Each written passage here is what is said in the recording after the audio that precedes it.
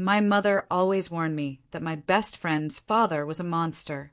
When I uncovered the real truth, I told her, but she tried to shut me up and drag us away.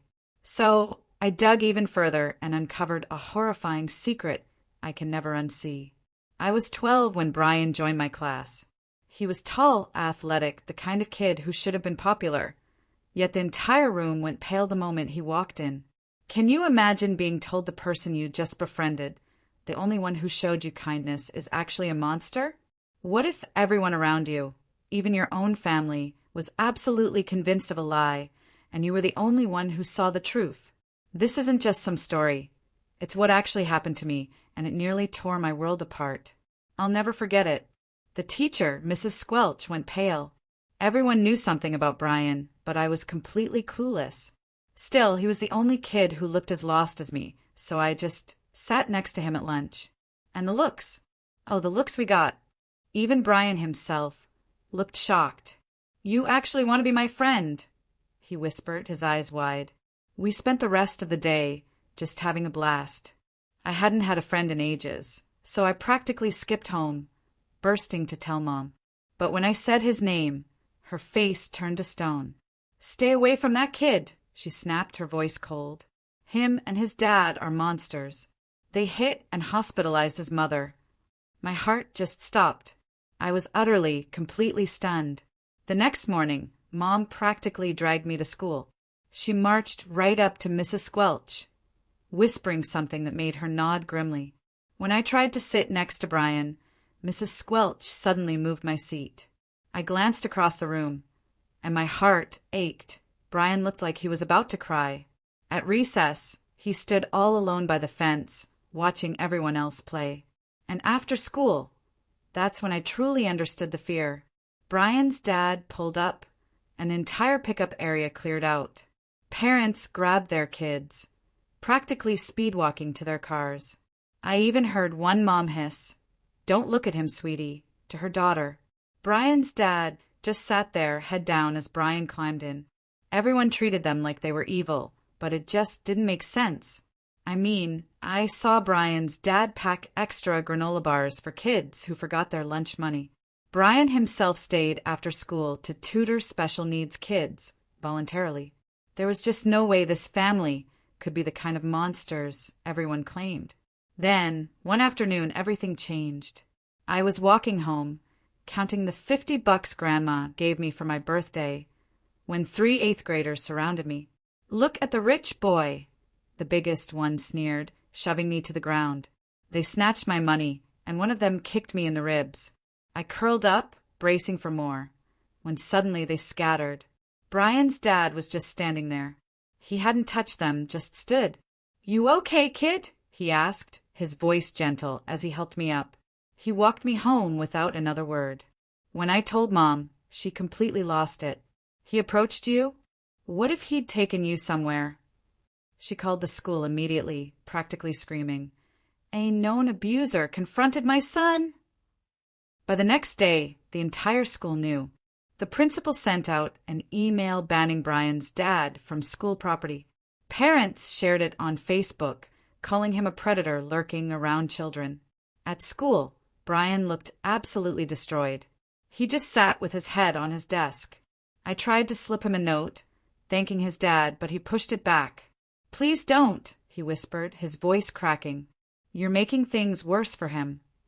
2 weeks later, I found Brian crying in the library. He was trying to hide it, but his shoulders were shaking. I sat down anyway. "They spray-painted Predator on his car," he choked out. "Dad lost his job because of it. We might lose our apartment." He wiped his eyes hard. "Everyone hates him, but they don't know anything." "What do you mean?" I asked, my stomach churning. Brian looked around to make sure we were alone. Then he dropped the bomb. "Him and my dad never hit my mom," he confessed, tears streaming down his face. "It was the other way around. She hit them." He told me about the bottles, the smashed pans and plates, even lighters. "Brian still has a burn mark on his back from it." "Then why was your dad blamed?" I asked, my voice barely a whisper. That's when he just broke down, completely. He revealed his mom had always threatened his dad if he ever left with Brian. She'd tell everyone he was the abuser. My face went ice cold. And that's what she did, Brian sobbed. When Dad took me and we finally left, she took him to court and lied about everything. But why does everyone still believe it? I asked, utterly bewildered. Because they're ailing idiots who can't do a Google search, he snapped, the anger finally breaking through his grief. He pulled out his phone and showed me something that changed everything I thought I knew. Screenshots of police reports, court documents, medical records. Photos of bruises on his dad's arms. A hospital report from when his mom threw a glass bottle at his head. Multiple restraining order applications his dad had filed but withdrawn. The dates went back years. Brian scrolled through photo after photo, each one making my stomach clench. I grabbed his phone and started taking pictures with mine. Brian tried to stop me, but I shook my head. People need to see this. No. Brian snatched his phone back. You don't get it. She'll make it worse. She always does. The bell rang and we had to go to class. I couldn't concentrate on a single thing. Every time I looked at Brian hunched over his desk, I thought about those photos about his dad's car with Predator faintly visible, about how everyone, even my own mom, believed the lie. After school, Mom was waiting in the pickup line. She barely let me get in before starting. I heard you were talking to that Brian kid in the library. What did I tell you? Mom, you don't understand. No discussion, she cut me off, gripping the steering wheel tighter. You're staying away from him. His father is dangerous. The whole community knows it. But what if they're wrong? I pulled out my phone. What if I could show you? Mom slammed on the brakes at a red light and spun to face me. Whatever sob story they fed you, I don't want to hear it. Abusers always claim to be victims. Always. At home, I went straight to my room and started researching. I found the court case online. Public records showed Brian's mom had one full custody initially, but then Brian chose to live with his dad when he turned 12. That's when she filed the abuse claims. The timing seemed suspicious, to say the least. I created a document on my computer, organizing everything. The photos from Brian's phone, the court timeline, the fact that Brian's dad had never been convicted of anything, just accused.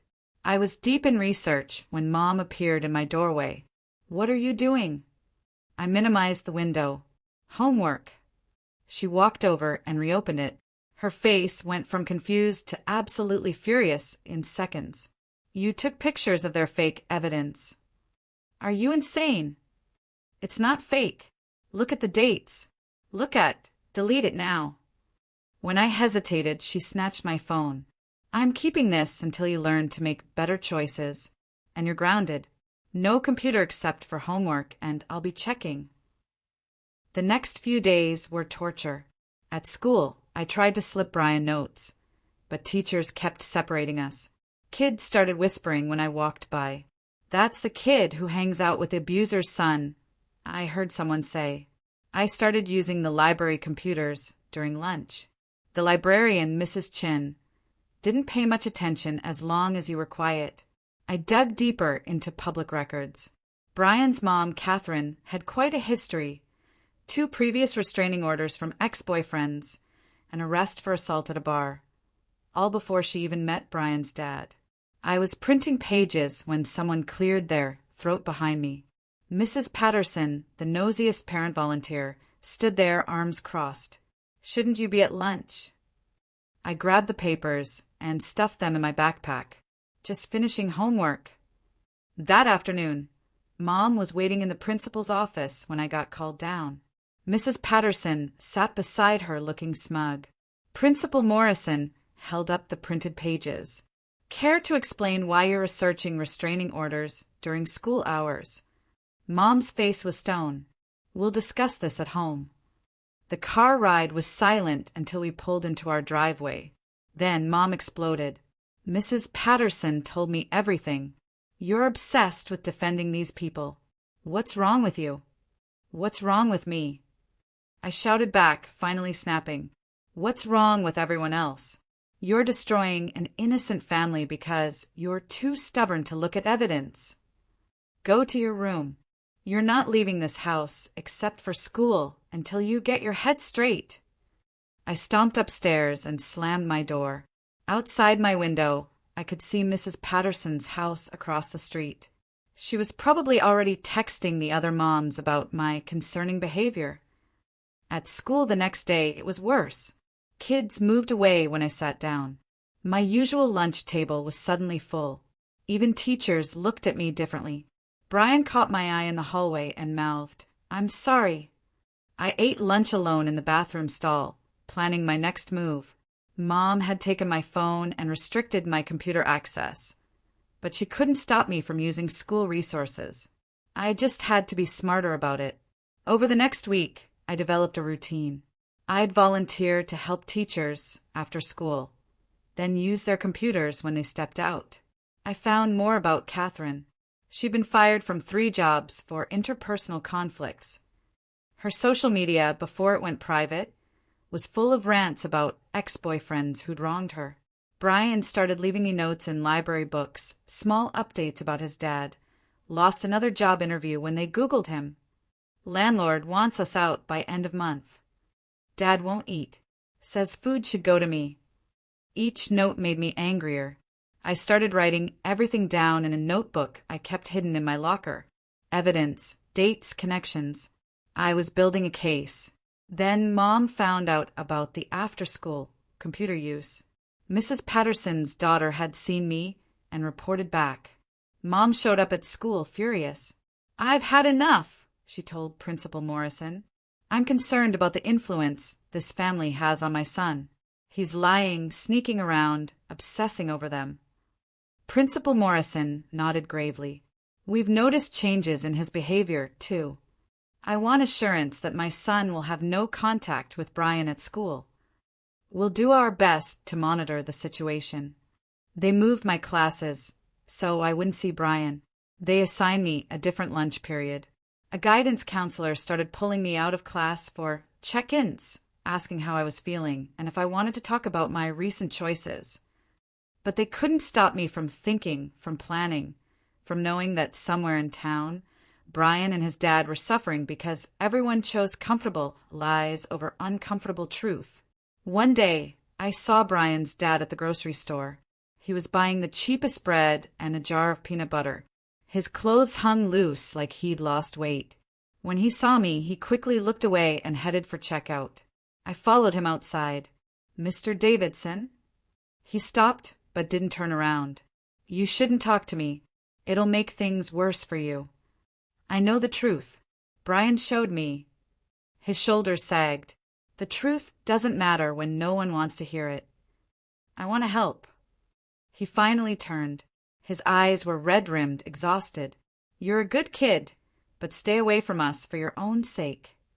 He drove off in his car, Predator still faintly visible under a layer of cheap paint. That night, Mom came to my room with her laptop. "I want to show you something." She pulled up the parent Facebook group. Post after post about Brian's dad saw him lurking near. The playground. He followed my daughter in the store. "Why isn't he in jail yet?" "These are lies," I said. "He's just existing, and they're making it sound criminal. 300 parents can't all be wrong." Mom closed the laptop. "I'm trying to protect you. You're the one being manipulated by gossip and fear." "Enough." Mom stood up. "I've made appointments with a therapist, someone who specializes in children who've been influenced by dangerous individuals." My blood ran cold. "You think I'm brainwashed?" "I think you're confused, and I'm going to fix this." She left me alone with my rage. They were building walls around me, trying to force me to abandon Brian and his dad, but walls had never stopped me before. Late that night, I heard Mom on the phone. "Yes, I'm very concerned. He's obsessed with proving their innocence, taking pictures of supposed evidence. I think they've really gotten into his head." I recognized the careful tone. She was building her own case, making me sound unstable. Obsessed, manipulated. the same playbook Catherine had used against Brian's dad. I stared at my ceiling thinking, everyone believed the story because it was easier than questioning it, because a mother's tears in court were more compelling than a father's quiet denials, because once the narrative was set, changing it meant admitting you'd been wrong. And nobody wanted to admit they'd helped destroy an innocent family. But I had time. I had determination. And most importantly, I had the truth. They could take my phone, restrict my computer, separate me from Brian at school. They could whisper about me, isolate me, even send me to therapy. But they couldn't change what I knew. Brian's dad was innocent. Brian was suffering. And somehow, I was going to prove it to everyone, even if it meant becoming a pariah myself, even if it meant fighting my own mother, even if the whole town turned against me. Because sometimes the truth is worth becoming the villain in everyone else's story. The next morning, I woke up with a plan. It was risky, probably stupid, and would definitely get me in more trouble. But Brian's latest note had said they had 2 weeks before eviction. 2 weeks to change everything. 2 weeks to expose Catherine's lies. 2 weeks to save my friend's family. I got dressed for school, kissed Mom goodbye like nothing was wrong, and mentally prepared for war. They thought they'd broken me with isolation and therapy threats. They had no idea what I was capable of when I knew I was right. The therapy appointment was scheduled for Thursday. 3 days to work with. I walked into school that morning with my notebook tucked under my shirt, knowing Mrs. Patterson's daughter would be watching my every move. During first period, I asked to use the bathroom and instead slipped into the computer lab. The room was empty except for a 7th grader. I logged into a terminal in the corner and pulled up Catherine's social media profiles using a fake account I'd created weeks ago. Her posts from 3 years ago painted a very different picture than the grieving mother everyone saw now. Photos at bars, angry rants about deadbeat men, and one particularly telling post. Some people just need to learn their lesson the hard way. I always get what I want in the end. I screenshot everything and emailed it to a new account before the bell rang. As I headed back to class, I noticed Brian wasn't in his usual spot. His desk sat empty. At lunch, I found his note in our usual book. Dad collapsed yesterday. Not eating enough. Hospital won't admit him. No insurance. We're sleeping in the car now. My hands shook as I read it. They were living in their car, while Catherine probably sat comfortably in the house Brian's dad had paid for. I had to move faster. After school, I told Mom I was staying for math tutoring. She'd verify with the teacher later, but that gave me an hour. I ran to the public library, 6 blocks away. The computers there didn't require student logins. I'd been researching for 20 minutes when Catherine walked in. She looked nothing like the broken woman from the court photos. Designer clothes, fresh manicure, confident stride. She headed straight for the fiction section, and I ducked behind my monitor. My heart pounded as she browsed, occasionally glancing around. Was she here by coincidence, or had someone told her about my library visits? She left after 10 minutes, but I couldn't shake the feeling she'd seen me. I packed up and took a different route home, cutting through the park. Mom was waiting on the porch. Math tutoring ended an hour ago. I walked with some friends. Mrs. Patterson saw you at the library. She held up her phone, showing a photo of me at the computer. She's concerned you're still investigating that family. I stayed silent as she ushered me inside. The therapy appointment couldn't come fast enough for her. That night, I heard arguing downstairs. Dad had come home from his business trip, and Mom was filling him in. He's obsessed, Tom, taking pictures of documents, researching the mother, defending them constantly. Maybe we should hear him out, Dad said quietly. What if there's more to the story? Not you, too. Mom's voice rose. That man is dangerous. The whole community knows it. The whole community has been wrong before, Dad replied. Their argument continued, but I had hope. Dad had always been more logical, less swayed by gossip. Maybe I could convince him. The next morning, Brian wasn't at school again. I overheard teachers saying he'd been absent 3 days now. Probably too embarrassed to show his face, one said, after what his father did. I wanted to scream that they had it backwards, but I kept quiet. Let them think I'd given up. During library time, I found a note in our book, but it wasn't Brian's handwriting. Stop digging or your friend pays the price. Kay. Catherine knew. She knew I was investigating her. My hands trembled as I pocketed the note. This was escalating beyond parent drama and school gossip. After school, I convinced Dad to drive me past Brian's old apartment. The car wasn't in the parking lot. We checked 3 other lots before I spotted it behind a grocery store. Brian's dad was slumped in the driver's seat, and Brian was curled up in the back. Dad, please, I begged. Look at them. Does that look like a dangerous man to you? Dad stared for a long moment. Get back in the car, he said. But instead of driving home, he pulled into the grocery store. He bought 2 bags of groceries and a hot rotisserie chicken. Stay here, he told me. I watched him approach their car and knock gently on the window. Brian's dad jerked awake, fear flashing across his face, but Dad just held up the bags. They talked for a few minutes, Brian's dad shaking his head repeatedly. Finally, Dad left the groceries on their hood and walked back. He wouldn't take them at first, Dad said as we drove away. Said he didn't want charity. I told him it wasn't charity, just one father helping another. That night, Dad and Mom had another argument, but this time I heard Dad say, "What if we're wrong, Janet? What if we're destroying an innocent family?" Thursday came too fast. The therapist's office smelled like vanilla candles and had inspirational posters on every wall. Dr. Reeves looked exactly like I'd expected. Wire-rimmed glasses, sympathetic smile, notebook ready. "Your mother tells me you've been defending a classmate whose father has a concerning history," she began. I chose my words carefully. "I've seen evidence that the story everyone believes might not be true. Sometimes when we care about someone, we want to believe the best about them," she said gently. "But that can blind us to red flags. What if the red flags are pointing at the wrong person?" We went in circles for an hour. She'd suggest I was being manipulated. I'd counter with facts. She'd talk about trusting community judgment. I'd point out communities have been wrong before. By the end, she looked frustrated. "I'd like to see you weekly," she told Mom.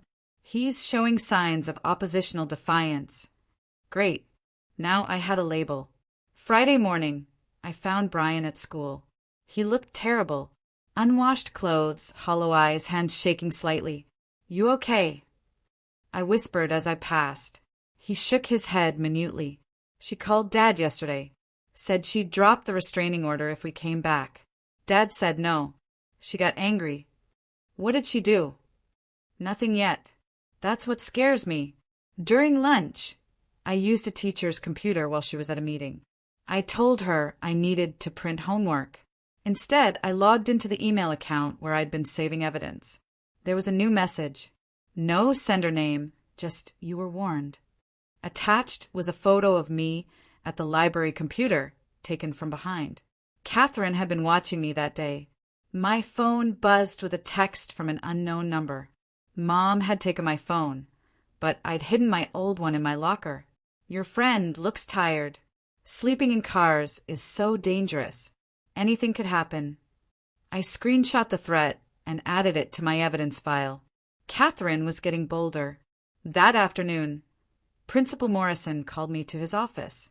Mom was there along with Mrs. Patterson and 2 other parent volunteers. "We're concerned about your behavior," Morrison began.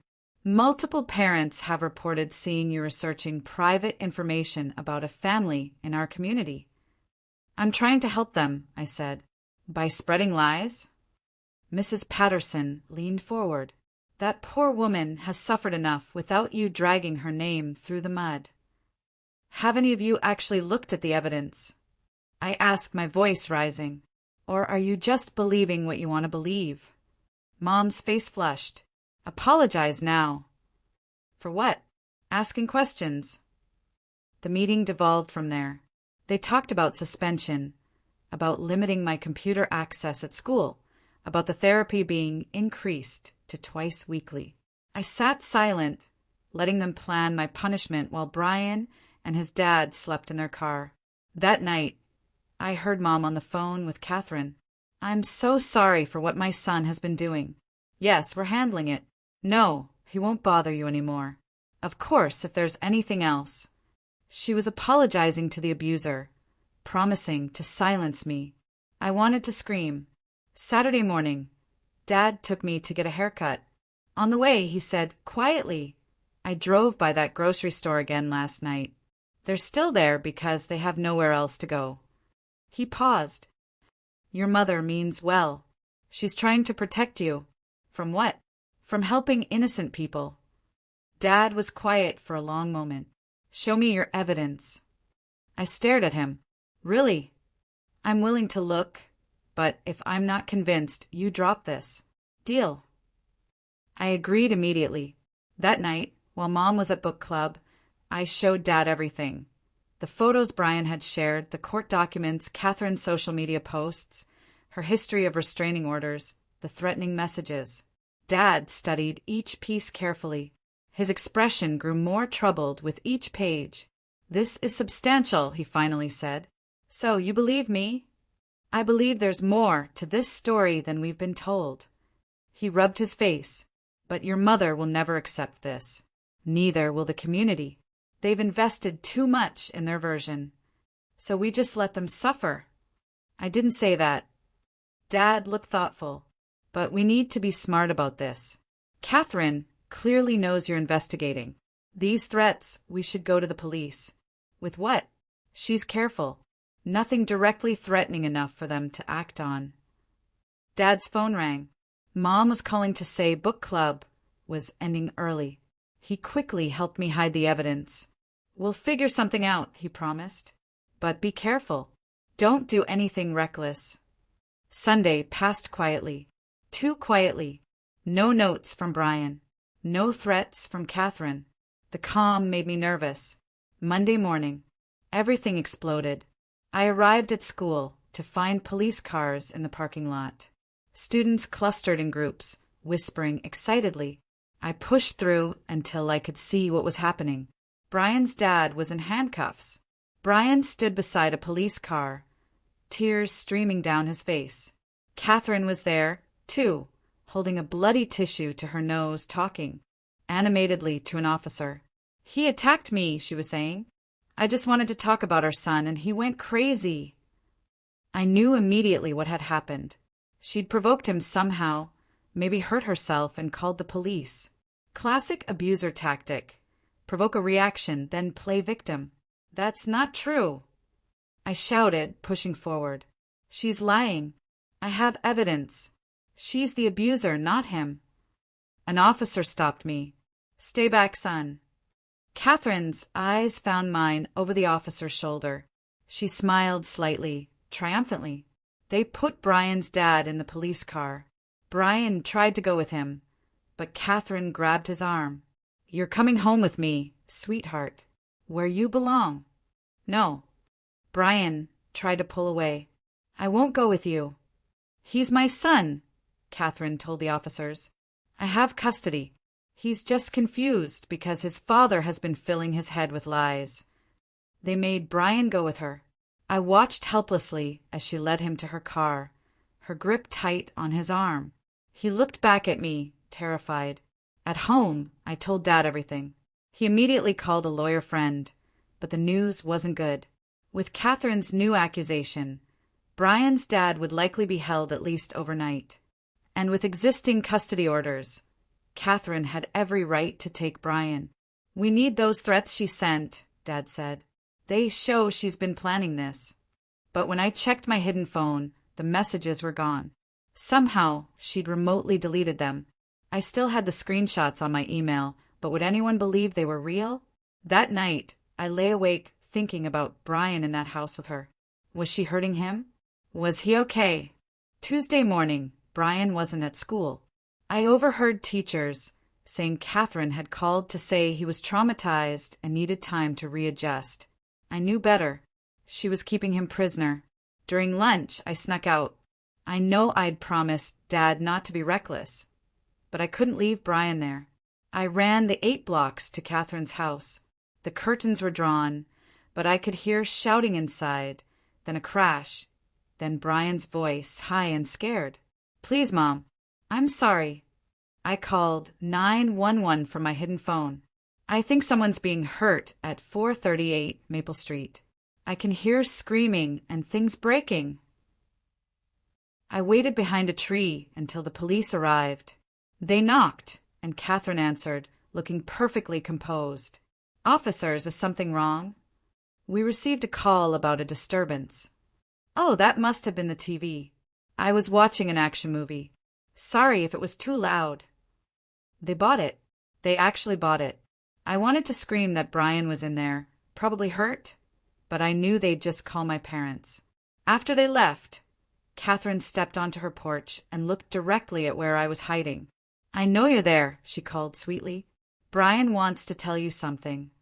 Brian appeared in the doorway. Even from a distance, I could see the red mark on his cheek. "Stop trying to help," he said weakly. "You're making everything worse. Just leave us alone."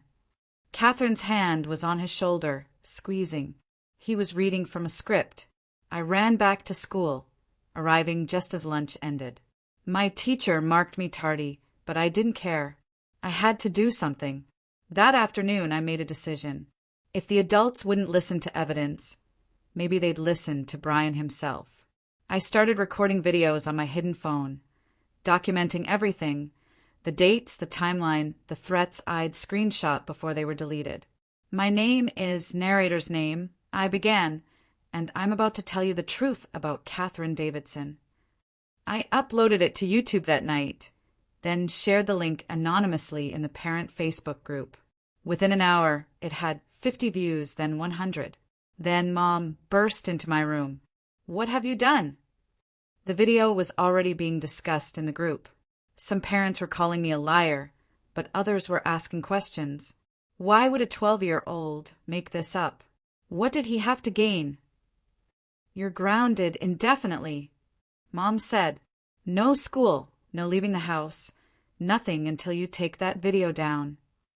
"Excuse me," I said. "No, ground me forever if you want, but that video stays up." Dad appeared in the doorway. "Janet, have you watched it?"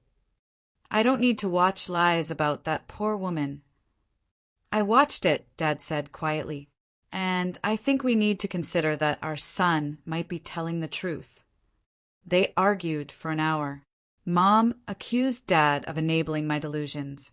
Dad pointed out the evidence I presented. Finally, Mom stormed out, saying she was staying at her sister's until this family came to its senses.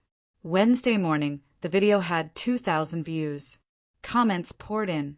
Some people called me a brat, but others shared their own stories of false accusations, of how hard it was for male abuse victims to be believed. Then Catherine struck back. A new video appeared on the parent Facebook page. Security footage from a store showing me stalking her at the library. Another of me lurking outside her house. She'd edited them to remove context, making me look obsessed and dangerous. "This disturbed child has been harassing my family," her post read. "His father should be investigated for encouraging this behavior. I fear for my safety and my son's." The tide turned against us immediately. Parents demanded action. Some called for Dad to be fired from his job for enabling stalking. Others wanted me institutionalized. Principal Morrison called Dad. I was suspended indefinitely pending a psychological evaluation. The therapy appointments were now mandatory, not optional. But something unexpected happened. Brian's dad's lawyer saw my video. He called Dad that afternoon. "Your son's video is the first real help we've gotten," he said. "Would he testify about what he's witnessed?" "He's 12, Dad said, and the community has already turned against him." "I understand," the lawyer replied, "but that video is making people outside your community ask questions. Sometimes that's all it takes. One crack in the narrative. That night, I couldn't sleep. Brian was still trapped with Catherine. His dad was still in jail. And now my family was falling apart, too. But that video was still up, still spreading. Maybe it would reach someone who could help. Thursday brought a breakthrough from an unexpected source. A woman named Sarah commented on my video.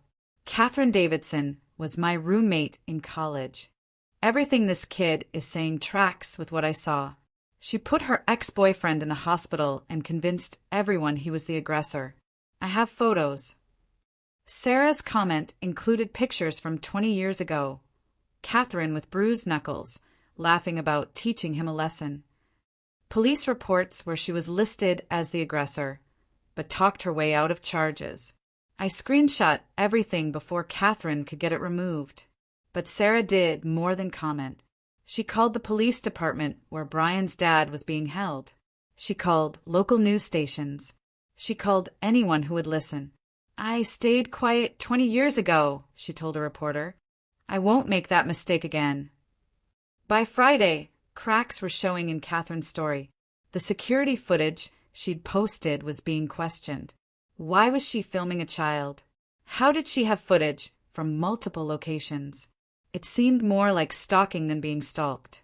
Brian's dad's lawyer used my video and Sarah's testimony to request an emergency custody hearing. A judge agreed to review the case Monday. But Catherine wasn't done. Friday afternoon, she called Dad's work, claiming he'd threatened her. She had a recording, cleverly edited from a voicemail he'd left asking her to let Brian return to school. Dad's boss called him in. There would be an investigation. In the meantime, Dad was suspended with pay. I'm sorry, I told him that night. I ruined everything. No, Dad said firmly. You stood up for the truth. That's never wrong. Even when it cost us. Mom still wasn't home. She texted Dad that she wouldn't return until I got help for my obsession. Our family was fractured, just like Brian's. Saturday, I spent the day refreshing the video stats.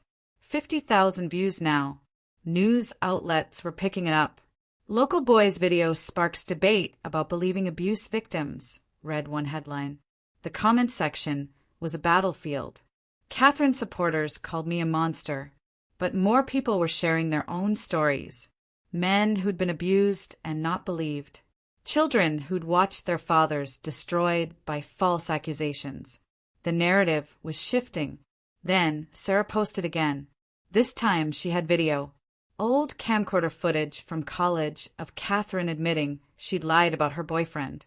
He was going to leave me, Catherine said in the grainy video. So I made sure nobody would believe him when he tried. The smoking gun. I downloaded it immediately, backed it up everywhere I could think of. This was the proof everyone needed. But Catherine made one last desperate play. Saturday night, she posted on Facebook that Brian had run away. My troubled son has been so brainwashed by his father's lies that he's fled our home. Please help me find him. Police issued an alert. The whole town was looking for Brian. Catherine played the desperate mother perfectly, even doing a tearful interview with local news. I knew better. Brian wouldn't run away. He had nowhere to go, which meant Catherine had done something with him, hidden him somewhere to make her story believable. I called the police with my theory, but they dismissed me. The boy who'd made the video was not a credible source, they said. So I did the only thing I could think of. I went live on social media. Brian Davidson didn't run away, I said to my phone camera. His mother is hiding him somewhere. She's done this before. Sarah's evidence proves it. Brian is in danger. Please, someone help find him. The live video spread faster than anything I'd posted before. People started sharing Brian's photo, but not with Catherine's narrative. They shared it with warnings. This boy may be held against his will by his mother. Tips poured in. Someone had seen Catherine's car at an abandoned property outside town. Another reported strange noises from a storage unit she rented. The police, faced with mounting public pressure, had to investigate. They found Brian locked in Catherine's storage unit with a sleeping bag and some water. She told him if he left, she'd call his father. The news broke Sunday morning. Catherine was arrested. Brian was safe, traumatized, but physically unharmed. The footage of police leading Catherine away in handcuffs while she screamed about conspiracy was everywhere. But the real vindication came when they reviewed Brian's medical records with fresh eyes. The pattern was clear: injuries consistent with abuse, all from before his parents separated, all from when he lived primarily with Catherine. Brian's dad was released immediately. The charges were dropped. The reunion video of Brian running into his father's arms went viral. The community that had condemned them was forced to confront an uncomfortable truth. They'd been wrong. They'd chosen comfortable lies over uncomfortable evidence. They'd nearly destroyed an innocent family because believing a mother's tears was easier than questioning the narrative. Some apologized. Principal Morrison personally called to lift my suspension and Brian's dad's school ban. Mrs. Patterson, surprisingly, showed up at our door with a casserole and tearful regret. But others doubled down, insisting Catherine was still the real victim, that we'd all been fooled. The parent Facebook group split into factions. Friendships ended. The community that had been so united in their hatred was now divided by truth. Mom came home Sunday night. She stood in the doorway of my room for a long moment before speaking. "I was wrong," she said simply. "I was so focused on protecting you that I refused to see what was right in front of me." "You were doing what you thought was right," I said. "No," she shook her head. "I was doing what was easy, believing what everyone else believed because questioning it was too hard." Our family started healing, slowly.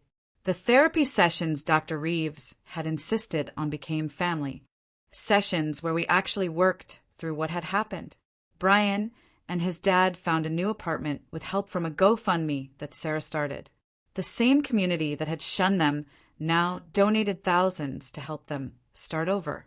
At school, things were different. Some kids treated me like a hero. Others whispered that I was a troublemaker who destroyed a family. Brian and I ate lunch together, no longer caring what anyone thought. "Thank you," he said one day, "for not giving up, even when it cost you everything." "You would have done the same for me," I replied. "I don't know if I would have been brave enough," he admitted, "to stand alone against everyone. To keep fighting when your own family turned against you? That took real courage." Catherine's trial was months away, but her reputation was destroyed. The truth had finally caught up with her carefully constructed lies.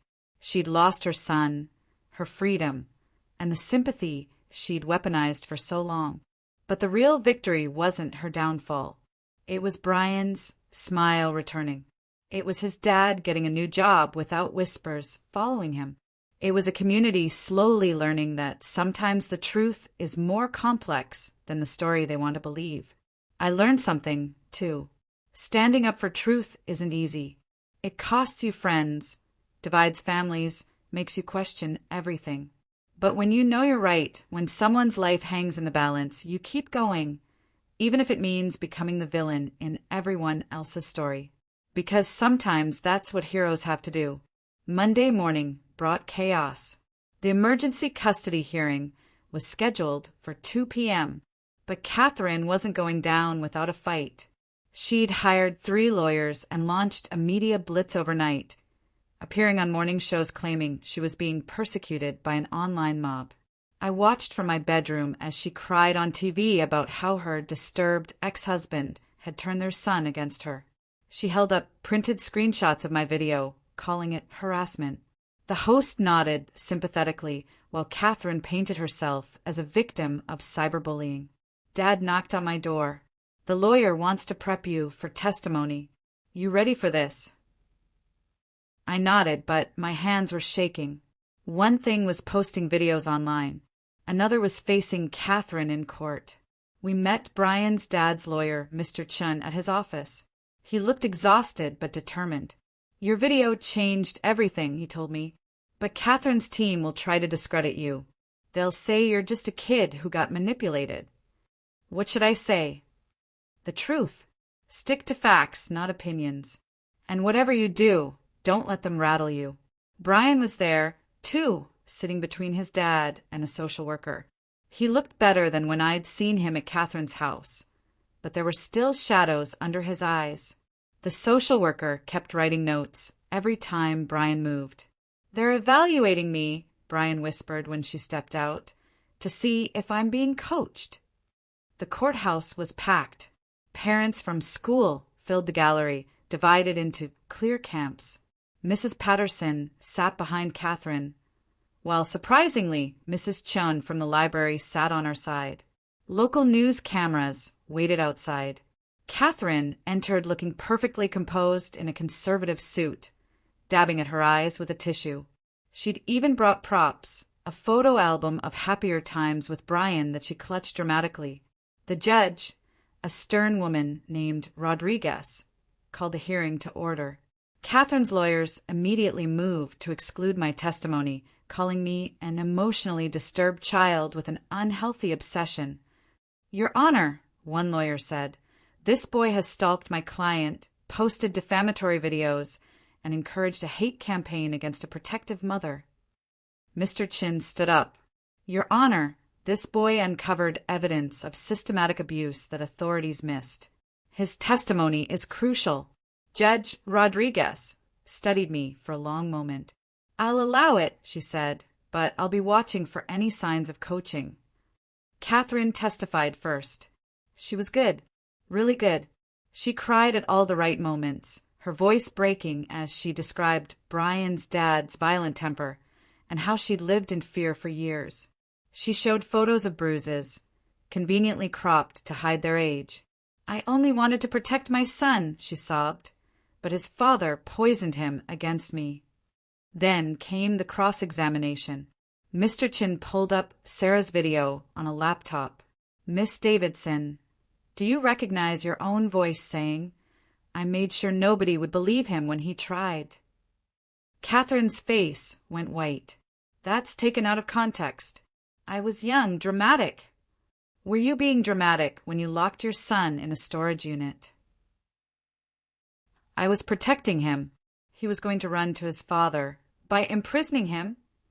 Catherine's lawyers objected repeatedly, but the damage was done. Her mask was slipping. Brian testified next. His voice was quiet but steady as he showed the judge his burn scars, explained the pattern of abuse. Catherine kept trying to catch his eye, mouthing, "I love you," whenever the judge looked away. "She'd hurt us, then cry and say we made her do it," Brian said. "She'd say if we told anyone, they'd take me away forever." Then it was my turn. My legs felt like jelly as I took the stand. Catherine stared at me with pure hatred. Her lawyer attacked immediately. "Isn't it true you have no friends except Brian?" "I have friends." "But Brian was your first real friend, wasn't he? You'd do anything to keep that friendship." I remembered Mr. Chen's advice. Stick to facts. I saw evidence of abuse. I reported it. "You mean you saw what Brian wanted you to see? You took photos without permission, stalked my client." "I investigated the truth." "You're 12 years old.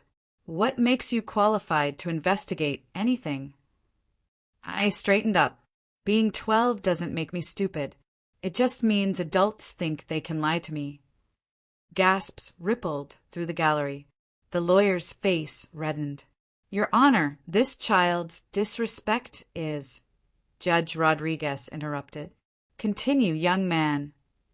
I told them everything, the timeline, the evidence, Catherine's threats. Her lawyers kept objecting, but I stayed calm, factual. When they showed the stalking videos, I explained the context Catherine had edited out. "She knew I was gathering evidence, so she gathered her own," I said. But she had to edit it because the truth didn't support her story. During a recess, Catherine cornered me in the hallway while Dad was in the bathroom. "You little brat," she hissed. "You've ruined everything." I backed away, but she followed. "Brian will never forgive you for this. You've destroyed our family." "No," I said, loud enough for others to hear. You destroyed it. I just showed everyone how. A bailiff appeared, and Catherine quickly transformed back into the grieving mother. But several people had witnessed the encounter. When court resumed, 3 parents asked to testify. They'd been in Catherine's inner circle but were having doubts. One mother described how Catherine had coached her on what to post in the Facebook group. Another revealed Catherine had asked her to lie about seeing Brian's dad near the playground. I thought I was helping, the woman said, ashamed. She seemed so convincing. Catherine's lawyer scrambled, but more cracks appeared. The hospital records she'd submitted were analyzed by an expert who pointed out inconsistencies. The bruise photos were examined and found to be years old, predating the separation. By 4 p.m., Catherine's story had completely unraveled, but she had one last card to play. Your Honor, she stood up, ignoring her lawyer's attempts to stop her. If you give Brian to his father, I'll kill myself. I can't live without my son. His blood will be on your hands. The courtroom erupted. Brian started crying. His dad tried to comfort him while Catherine wailed dramatically. Judge Rodriguez slammed her gavel. Miss Davidson, you've just made a threat of self-harm to manipulate this court. Bailiff, please escort Miss Davidson for psychiatric evaluation. No. Catherine lunged toward Brian, but officers restrained her. He's my son. You can't take him. As they dragged her out, she screamed at me, This is your fault. You did this. The judge called a recess to let everyone calm down. In the hallway, parents who'd supported Catherine looked shell-shocked. Mrs. Patterson approached me hesitantly. I owe you an apology, she said quietly. I was so sure. I mean, she's a mother. Mothers can be abusers, too, I said. She flinched but nodded. I helped spread those lies about Brian's father. I don't know how to fix that. Start by telling the truth, I suggested. When court reconvened, Judge Rodriguez delivered her verdict. Emergency custody to Brian's dad, pending full review. Catherine would undergo psychiatric evaluation and supervised visits only if deemed safe. This court also recognizes the extraordinary courage of a young man who stood up for truth despite significant personal cost, she said, looking at me. Adults failed Brian Davidson. A 12-year-old didn't.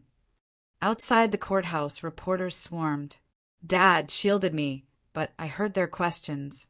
How does it feel to be a hero? What made you keep fighting? I wasn't a hero. I was just a kid who couldn't stand watching injustice. That night, our phone rang constantly. News outlets, talk shows, everyone wanted the story. Dad turned them all down. You've been through enough, he said. Mom sat with me on the couch. I'm proud of you, she said. And I'm sorry I didn't listen. You were trying to protect me from the wrong thing, she admitted. I was so afraid of the monster everyone described that I couldn't see the real monster hiding in plain sight. Our family started healing. Slowly, the therapy sessions Dr. Reeves had mandated became actually helpful family sessions when she understood the real situation. You showed remarkable moral courage, she told me, but it's okay to feel angry about what it cost you. I was angry at the adults who believed lies so easily, angry at the system that almost let Catherine win, angry that doing the right thing had nearly destroyed my family too. Friday afternoon, Sarah called. She was flying in for Catherine's criminal trial. I wanted to thank you, she said. For 20 years, I've carried guilt about staying silent. You gave me a chance to make it right. You helped save Brian. We both did, I said, but you started it. A 12-year-old had more courage than I did at 22. That weekend, the parent Facebook group imploded. Screenshots leaked of Catherine's private messages coaching parents on what to post. Some parents turned on each other, arguing about who was most to blame. The group eventually shut down entirely.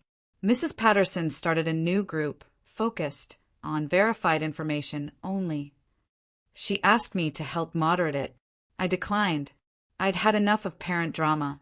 Brian's dad got the job. They'd be moving to Oregon in 3 weeks. We spent every day after school together, trying to cram years of friendship into days. I'll visit, Brian promised. And there's video chat. It's not the same. No, he agreed, but it's better than me being trapped with her.